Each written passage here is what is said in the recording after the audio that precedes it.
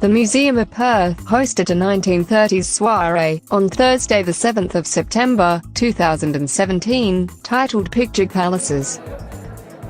This was in partnership with the Art Deco and Modernist Society of Western Australia and Revelation Film Festival.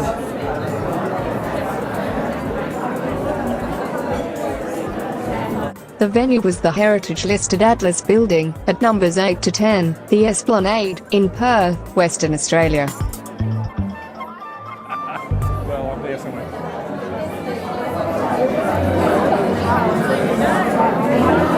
This here is the Ambassador's Theatre, built in 1928. My father, Leith Goodall, was the chief projectionist for Hoyts, when Hoyts took it over just before the Second World War.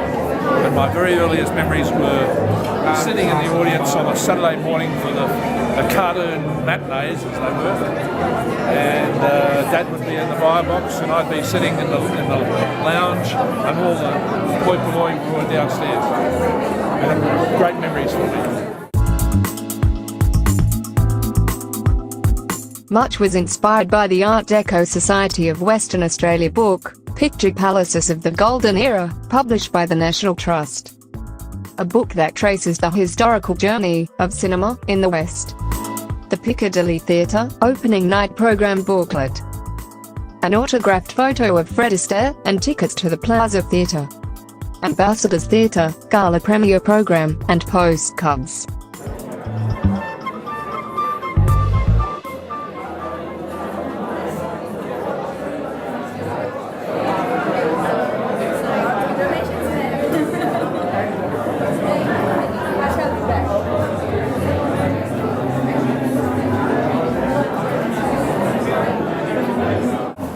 Good evening, everyone. Welcome to the Museum of Perth, our new gallery. My name is Rhys Harley, the executive.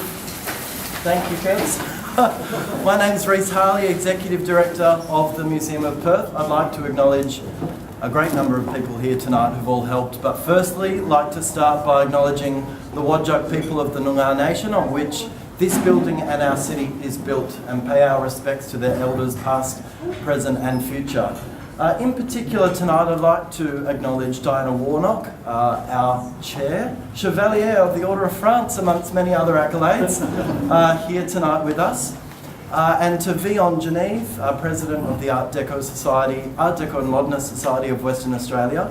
I'd also like to mention Art Deco and Modernist Society of WA patron, former Senator Jean Jenkins, and her husband, and also to the Honourable John Cowdell, who lives very near this building actually. It wasn't too hard for him to get here tonight, former President of the Legislative Council. Also, we have Shannon Lovelady, Museum of Perth historian, over there processing books. Please remember that the beautiful books, Picture Palaces of the Golden West, on sale tonight, proceeds going to the Museum of Perth, National Trust and Art Deco Society, I believe.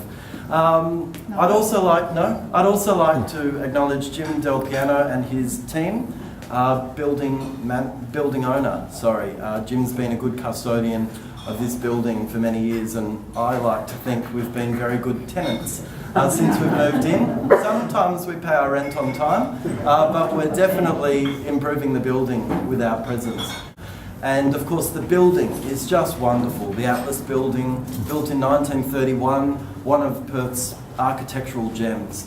And I think it just needed a little bit of TLC. And we've brought activation and life back to the building. And I hope for many years to come this will be the home of the Museum of Perth. So this is our new gallery. We're going to be here for many years. Thank you very much for coming along tonight. Please eat the popcorn. We've been popping popcorn for the last few days, filling all of those bags. This exhibition, Picture Palaces, plays off the book by the same name, Picture Palaces of the Golden West, for sale at the front. We have around the room featured 10 Art Deco theatres, cinemas of Perth, with words taken from the book, words written by Vion, and with drawings sketched by Vion's late partner Ron Facius, an amazing artist who's filled these pages with beautiful work. We also have up the back thanks to my friend Ivan King, Curator of the Museum of Performing Arts, a bunch of memorabilia, very special documents and items in the cabinet. The opening program from the Piccadilly Theatre, 1938. The opening program from the Ambassadors Theatre, 1929. Signed portrait of Fred Astaire. Tickets to Around the World in 80 Days from the Plaza Theatre. Just a small sample of some of the mementos which exist and tell the story of our Art Deco cinemas. With that, I'd like to hand over to Ivan, whose honour it is, I hope tonight, to launch the exhibition and to formally launch this new space. Thanks very much, Ivan. Thank you.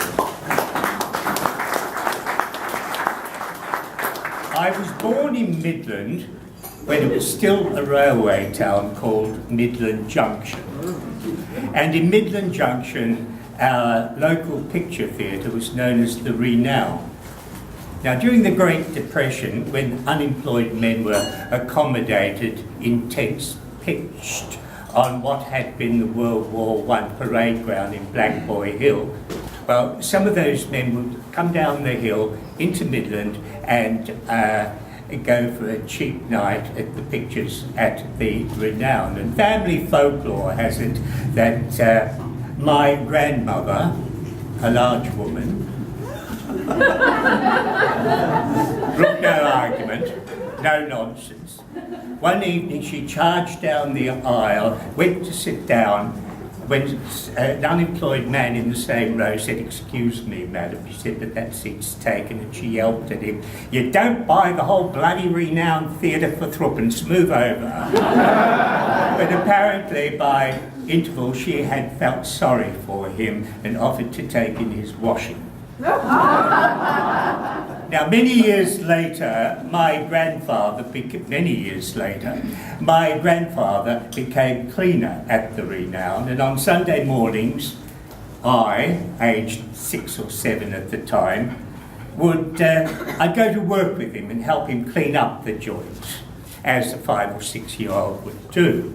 And I could never forget standing there in that empty auditorium littered with lolly wrappings and dropped handkerchiefs and the occasional cheap glass brooch left behind from the audience the night before, and I'd stand there staring at the stage curtains. They were things of wonder to me that used to part on a fantasy world. I was mesmerised by those curtains.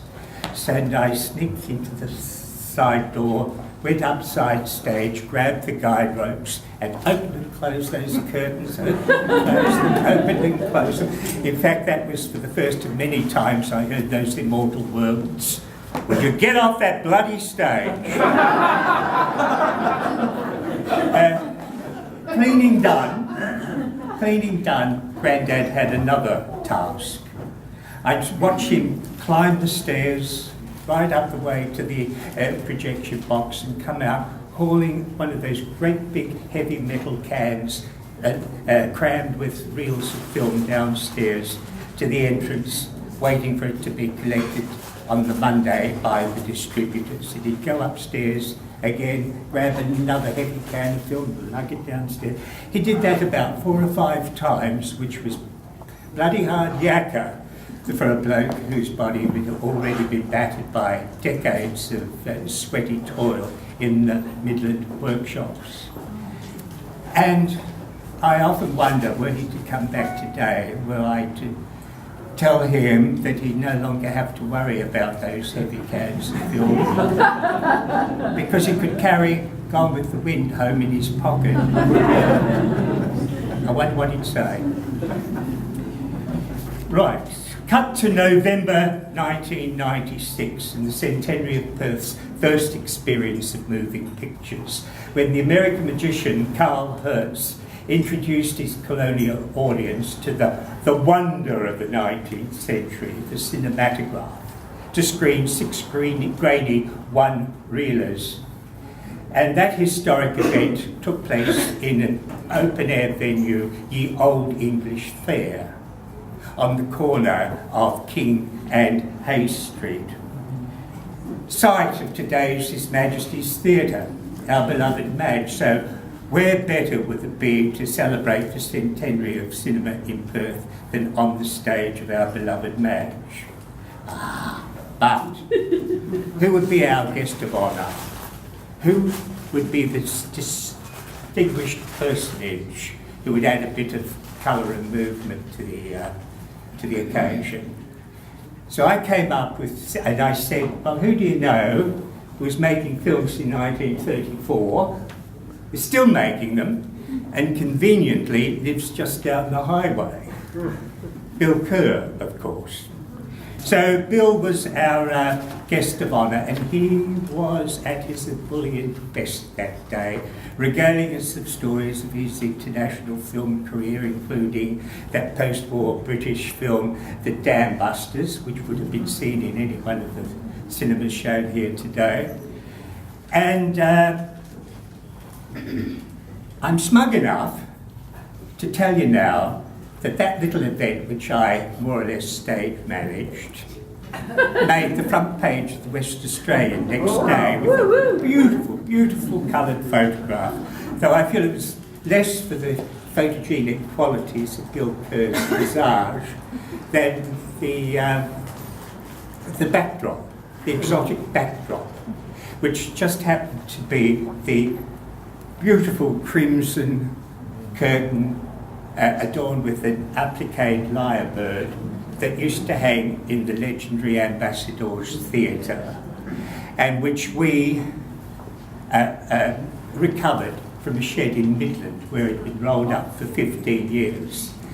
That curtain is still safely housed in His Majesty's. In fact, it earns its keep these days by occasionally being lowered for on-stage functions. It's a bit tatty round the edges, but like all show business veterans, it responds to kind lighting. And I suppose, I suppose you're wondering what this bit of nonsense is here.